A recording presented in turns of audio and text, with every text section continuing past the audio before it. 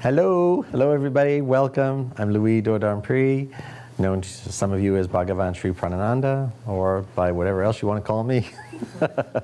Welcome on this December 31st, 2014, to our New Year's Eve celebration to bring in the new year of 2015. We're here gathered and recording live from Prema Drala Ashram, our mother center of this foundation in Laguna Hills, California. And we've got a gathering of almost 30 people here, and we've been together for a few hours, so you're joining in the middle of our celebration. I was just about to go into a short review, of the dispensation I gave a year ago this very night, December 31st of 2013, when I proclaimed 2014 as the year of new beginnings. And so we were just going to speak a few minutes about that. For those of you who recall, I gifted a talisman, a crystal, the ammonite, which was an unfolding spiral, which is a symbol of new beginnings. And I know in the Aboriginal culture, the Maori culture in New Zealand, they have the koru, which is the baby fern. As that fern frond comes up, they use that symbol of the spiral as new beginnings. That's what it symbolizes in the Maori culture. And so I found a stone, the ammonite, which is the fossilized little nautilus shell type thing, which has that spiral. And so some people had worn jewelry or, created mandalas for themselves or paintings, but that symbol, focusing on it, meditating on it, using it as a power totem, helped bring in those energies and forward all that would be coming to you and happening in your life to create and precipitate new beginnings in your life. Very powerful totem for that. And anybody recall, were there other things that I'm trying to remember now? Did I make an oil or give anything else on that? I know I gave that stone. But the main thing is I wanted to share for a few minutes and have people have the opportunities, if you wanted to share, about how you saw that play out in your life in this past year of new beginnings. Now, before we went live on the broadcast, I was saying that when I was talking about next year, foreshadowing, I was saying that for some people, there are ones who say, well, that didn't happen in my life, that didn't happen, or I just continue to get battered, I continue to get humbled and initiated, and I was, before we went live, I was talking about, I just gave a 10-15 minute discourse on the whole concept of resistance versus surrender, and what acts as the fulcrum in between is suffering. So the more resistant we are by nature, the more we suffer. The less resistant, the more obedient and surrendered we are by nature, the less we suffer. Suffering is a human creation that is a very profound divine vehicle to bring about the exalted state of surrender. So for people, how this parlays into these dispensations, these overlighting mantles of energy from the divine that guide and shape our lives through each given year, for people who are in integrity, who are in alignment with divine will, with their soul's blueprint, you might say, their dharma, their karma, for people who are obedient and people who are self-disciplined and spiritually disciplined and really living a life of subservience and devotion to the divine and harmony and co-creation, they will find, many of those people, that their lives will reflect and be in concert with what I'm speaking. For people who still have higher levels of willfulness or defiance, disobedience, belligerence, and sometimes one begets the other, people who have much higher levels of victim consciousness, where they have not awakened to truth or come into a state of self-honesty, self-accountability, they're the types of people who you will find if this applies to you, that you'll hear what I'm talking about in these benedictions and these dispensations and say, that's garbage and that doesn't make sense and that never happened.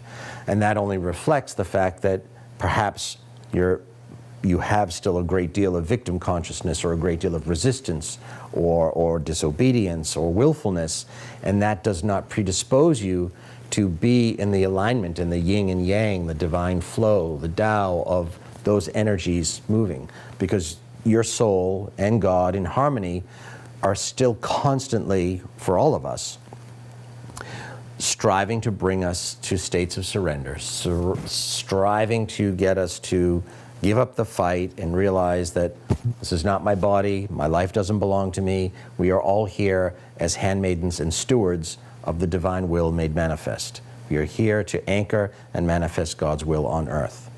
And for those of you who have issues with the word God or don't believe in a divine creator, I'll paraphrase that. We are all here to become pure love and to live as love and disseminate love and share love. And anything that stands in the way of that has to be broken down as love now reclaims dominion of this planet, which is what Earth's awakening into the Aquarian age is all about, moving into the age of enlightenment.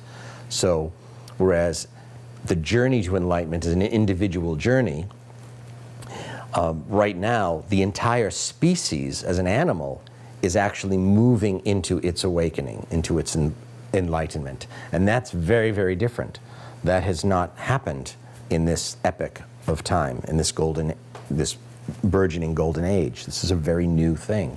Where it's always been available to the individual, now the whole species is having its spiritual awakening. The human race is entering its adolescence and puberty of awakenedness. And now it's no longer an option. And that's why you're seeing so much take hold of the planet and shake the world and the human race like a rag doll sometimes by the scruff of the neck, because it's no longer an option. As each day goes by, it becomes less and less comfortable and less possible to live in non-accordance with God's will. And again, for those who don't like the word God, to live in non-accordance with the tenets, T-E-N-E-T-S, not tenants, people who live in a building, tenets of unconditional love. For those who choose to continue speaking, thinking, feeling, and acting, the four levels of creation outside of unconditional love, will endure more and more exponentially greater levels of suffering to break that down and wear that down so that we can be, as a lot of people like to say in the New Age community, the gods and goddesses on this paradisian planet called Earth. That's the ultimate goal, and that is the most assured outcome of where the human race is headed. And whatever it takes to get there is what it takes. So tail wagging or feet dragging, we all will get there eventually. And if not in this lifetime, then another one. But that is where it's headed. And why it's so vehement and so powerful now and so everything now is because it's no longer a choice. The human race is moving into the age of enlightenment. It's not a thought or an opinion or theory. It just is. And if people don't like it or don't agree, they'll just suffer more because it can't. The sun rises. It's not, whether anyone believes it or not, it still rises and it still sets at sunset. You know, it's not a theory. As you can see, the ball of fire come up and go down. And we can argue about it all we want till we're blue in the face, but that just brings more suffering. The sun will still rise, and the earth will still awaken, and the human race will enlighten, and those who resist it will suffer more. It's a very simple principle. We don't have to make too much fuss about it. So, this year of new beginnings, how many people just like again, I keep looking at the clock here so I can be in tune with our countdown and get everything in I want to get in.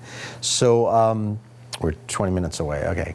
So how many people, just by a show of hands, would say that just in general, you looked at, and be honest, that 2014, that you had a year of true new beginnings? How many people saw, perhaps you might be some of the same people, how many people also saw an enormous, and I know some of you have already spoken it tonight in the 3 hours we've been together, how many people saw an enormous amount of initiation this year? So, how many people did not experience a year where there were a lot of new beginnings, a lot of new changes and new beginnings in their life? Anybody? No. So everybody. Were there any people who did not have a lot of big initiations that really tried them or wore them down but still had a lot of new beginnings, but not a lot of initiations? Okay. Sort of, I mean, I wouldn't say anything super intense. I've had my share. Well, that would go in accordance with what you spoke about before, Yes. which was what was the way you phrased it? Walking the walk, or No, what you started with. what I started with. You used a phrase of a way of being that you had been most of your life. Oh, Complacency. complacent, yeah. Right. So that would mirror that. Yeah, very well for you. yeah, very much so.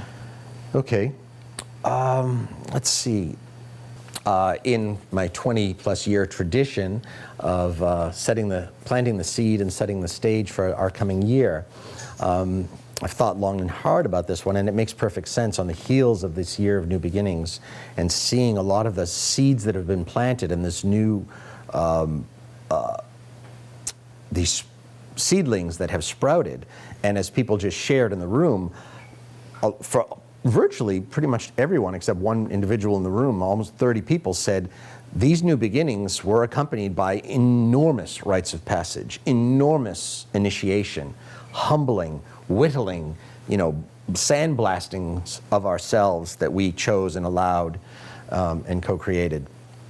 And so that brought about the predisposition, the humbling, the surrendering, the clearing of the palette and of the plate so that we could plant these seeds and have these new beginnings. And now these saplings and seedlings have come up. And so the dispensation that I give for 2015 as an overlighting mantle of energy to source and guide our lives, and on the planet you'll see it as well. And I did not have the time tonight to look at, we usually look at our lives at all the new beginnings and then look at the world, how that played out as well. But again, it did, and you will see in 2015 as well. In concert with this dispensation, you will see in the world, and I ask you to watch it, in your life, in the lives of those around you, and in the news and the media and all that. 2015 is going to be the year of growth and expansion. And so now that all these, the way has been paved and cleared within ourselves, and we've created a new way of being as everybody spoke. That's why I had everyone share what has changed in you this year, what has grown, what has healed, how have you become a better version of you. That created the new beginnings, and now in this year of 2015, there's going to be the growth and expansion, building upon what has begun. Now again, for those just joining us, I said, where people are resistant to these natural ebbs and flows of universal energies, where there is still willfulness, defiance, belligerence, people will have more suffering and more grinding and wearing them down to bring about the exalted state of surrender. Where there is already obedience and surrender and harmony and subservience to the divine and to that knowingness within the self of who I am and what I'm here to do, and how may I serve you, Lord, being an instrument and a messenger and an emissary for love in this world, those people will see enormous amounts of growth and expansion in their lives. Some in new areas, and some in those areas that were in 2014 the new beginnings. It's very, very exciting. And so I have a couple of totems for that. In the gem and mineral world, I looked to see, and I know a lot of people have a fascination and predilection for gemstones, but the one that just was very, very clear as the most perfect stone to harness and anchor these energies is actually granite. Granite is it's igneous of origin, so it's created by the fire core of the earth. It is one of the strongest building blocks on the planet. Buildings made of granite. Most of the major buildings and architectures are made of granite, and buildings that have lasted tens of thousands of years, many of them are granite. So when you think of the building blocks of what you're building in your life, this energy of granite is rock solid, and it defies nature, it defies time, and it stands the test of time. And that's what you want as you build your life on a foundation of bedrock, that it be granite and not sandstone or quicksand, as it might be for some who need more humblings. So you can hold this concept in your mind, this talisman, and you might want to get for yourself a small piece that you can have in your hand when you meditate, or in your car, or in your pocket, or as an amulet or a pendant or something, or in your wallet. Having that energy around you and on you will help anchor that and make it strong for you. And I looked in the animal world too, and this holding the energy of growth and expansion, whereas the granite gives you the strength and the foundation and solidarity, the energies of massive growth and expansion in the animal world, no more perfect totem. It was all around me, and it's just all I see everywhere, is the rabbit. It's one of the most proficient at replicating and procreating. And interestingly enough, and fortunately, most of the countries in the world have some varieties of rabbit. So it's a totem that people can work with all over the world, wherever you are, that these, when the rabbits come and you see them, commune with them and ask them what they're there to show you, and just know that that's an animal that's there as a totem, holding this energy and guiding you along for that growth and expansion.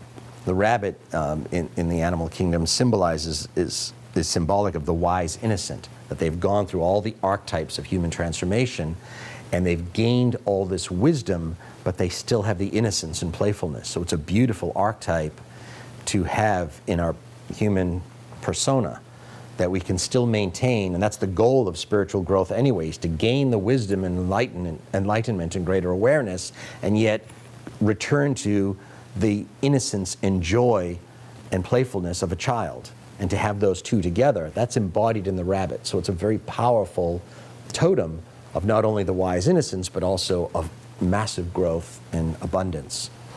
And in the oil kingdom, the essential oils, the one that I'm offering to people as another power totem to help you harness and anchor these energies and move through this with great success and great ease, grace, and flow, the manifesting aspects of Christ consciousness, of a consciousness of peace, love, and joy. Your life manifests through ease, grace, and flow. An oil that will help you with this is the oil of frankincense, which all of you were anointed with tonight when you came in. And that's why I put it in your hands so that you would breathe it in, and I anointed your third eyes and crown and some of you other places too. Frankincense is the energies it holds, two of its most primary energies. One is divine protection, so that all your endeavors will be blessed and protected by the divine when those endeavors are in service to the divine and in accordance with the divine. And also, frankincense brings about prosperity and abundance and success in that way as well. So I have those for you as well. So as we go forth in this year, when you have, and if you have, a lot of initiations, please have the wisdom and the intelligence and the non-victim consciousness to recognize them as blessings and to welcome them, because it's showing you where you still need, where there is still resistance, and you need those humblings and whatever rites of passage and suffering may come. Welcome, be grateful, because it's grinding out defiance and willfulness and resistance to surrender to the divine. And for those of you who are seeing this growth and expansion, know that that is coming because of what you have done to heal, to purify, to get in alignment. And just welcome it all and be in the joy of it all, because it's really, really a wonderful, wonderful thing. It's going to be a great, great year, and watch in the world the areas where these new beginnings have happened in society in a positive light. You will see rapid growth. Things that are in alignment with the divine, in alignment with the tenets of pure love. You'll see rapid growth, and things you'll notice exponentially more so than this year and last year, where there is non-love, where there is resistance, where there is disharmony with the tenets of love, you will see tremendous suffering and grinding down. And again, this is a good thing because it will bring about surrender. It will bring about change as we all, as a human race, move more and more toward a life and a world of unconditional love.